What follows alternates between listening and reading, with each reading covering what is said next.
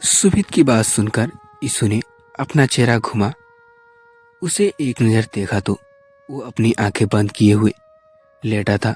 पर फिर उसने अपनी आंख खोल अब यीशु को देखा, जो अभी भी उसकी बात का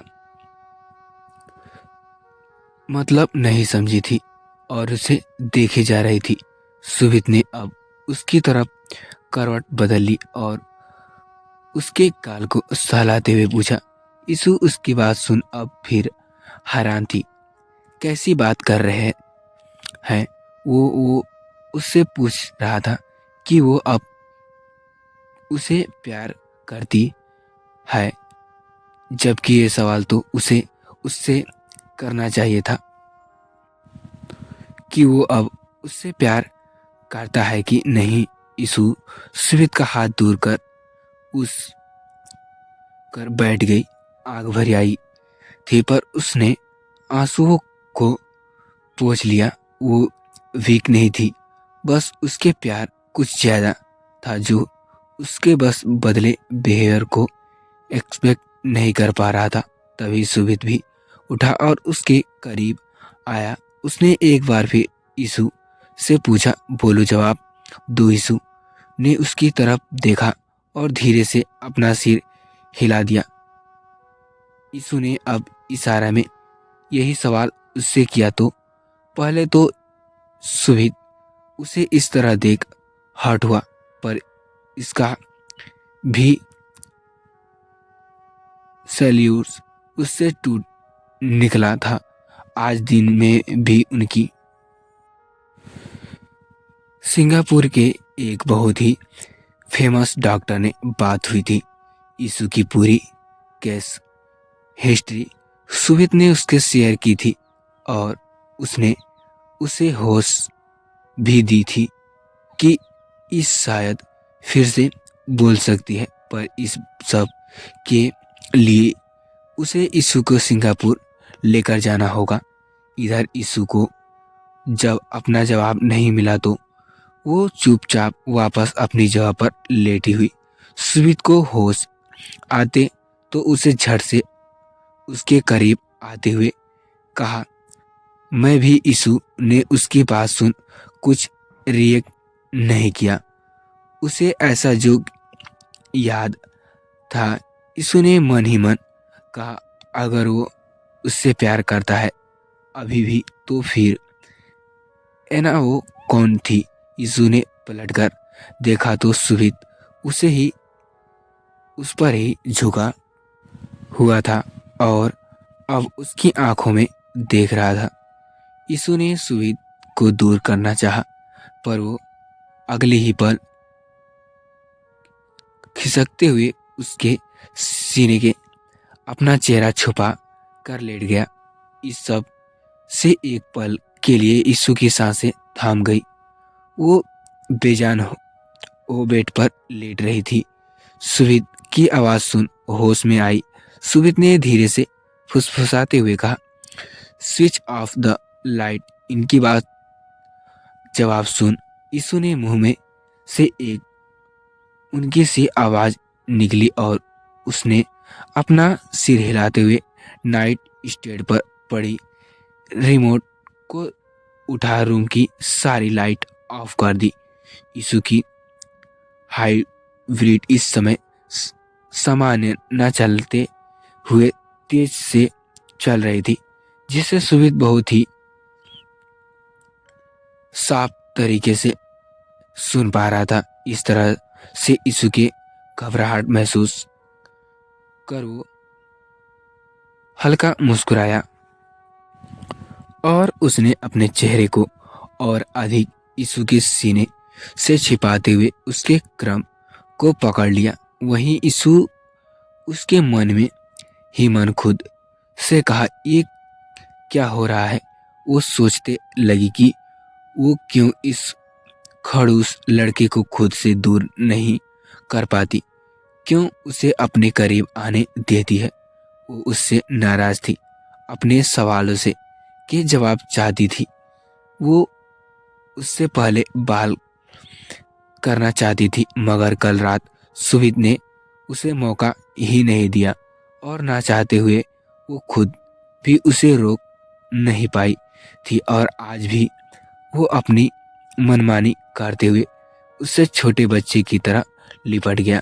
कुछ देर बाद यीशु को महसूस हुआ कि उसकी सांसें धीमी पड़ने लगी थी। शायद सुबह थका हुआ था जो वो कुछ ही देर में सो गया। यीशु ने अपना हाथ बढ़ा प्यार से उसके बालों में हाथ फेरते हुए उसके सिर को चूम लिया। वहीं दूसरी तरफ रुद्र अब भी बालकनी में खड़ा अंदर रूम में सोती हुई आरोही को देखते हुए स्मोकिंग कर रहा था।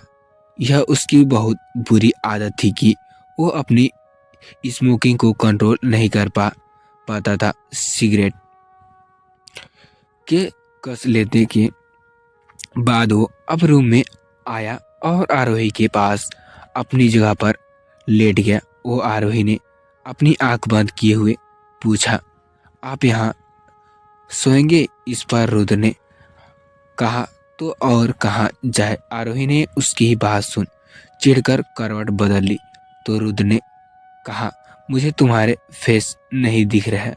आरोही ने उसकी बात सुन उसकी तरफ मुड़ते हुए कहा, हाँ, क्योंकि मैं आपको दिखाना नहीं चाहती।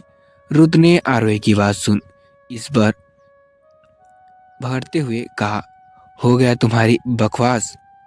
अब एक वर्ड भी बोला तो फिर मुझे दोष मत देना। उसकी बात सुन और उसकी आवाज में छलने गुस्से को महसूस कर आरोही छिप गई। वो अब चुपचाप लेटी हुई थी कि रुद्र ने अपनी हाथ फैलाते हुए कहा, थोड़ा करीब आओ। आरोही ने उसकी बात सुन उसकी करीब होते हुए धीरे से बहुत ही मासूमियत से पूछा, आप मुझ पर गुस्सा क्यों करते हैं?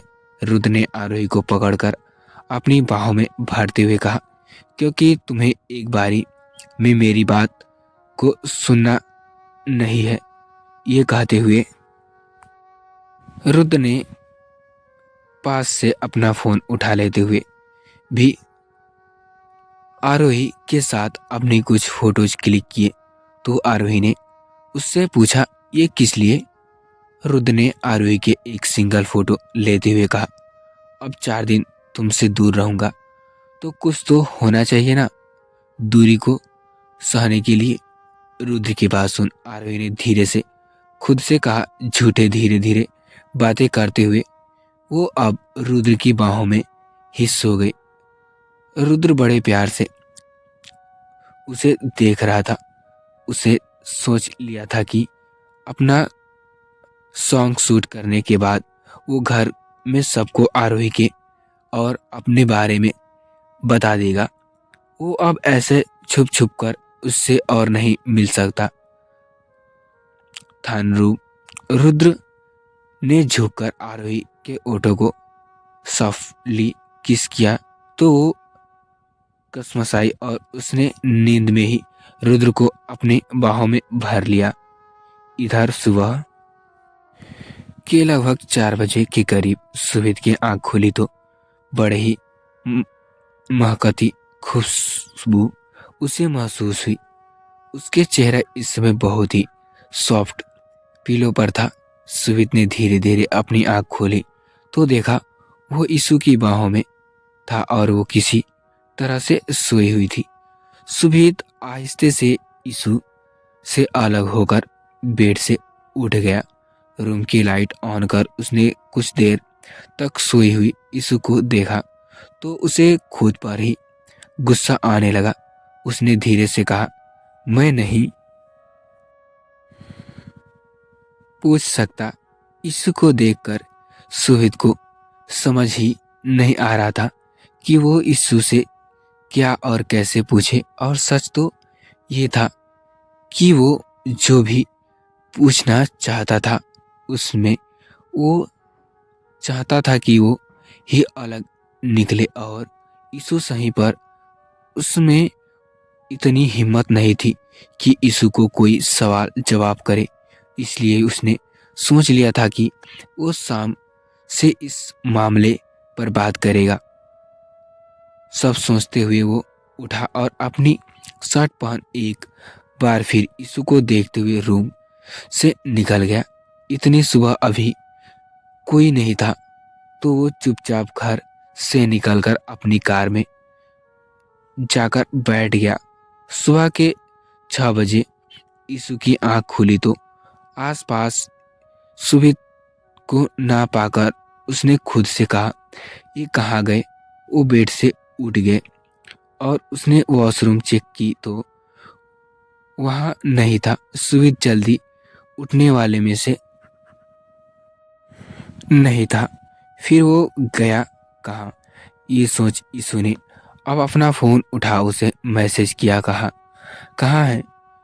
तो कुछ देर बाद उधर से मैसेज आया, रेडी हो जाओ, तुम्हें लेने आ रहा हूँ। यीशु ने उसके मैसेज का रिप्लाई किया, हम इधर रुद्र सुबह जल्दी उठ गया था। वो जाकर पहले दूध का पैकेट लेकर आया। उसे काफ़ी बनाना आता थी तो उससे अब वहीं बना दी। काफ़ी बनाने के बाद रुद्र में आया तो सख्त को अपने रूम में देखा, हैरान हो गया। वो सोती हुई आरवी को घूर रही थी। जैसे ही उसने रुद्र की आहट सुनी तो वो मुड़ी और उसने एक जोरदार थप्पड़ रुद्र के गाल पर दे मारा। तो फ्रेंड्स, ये थी हमारी आज की स्टोरी।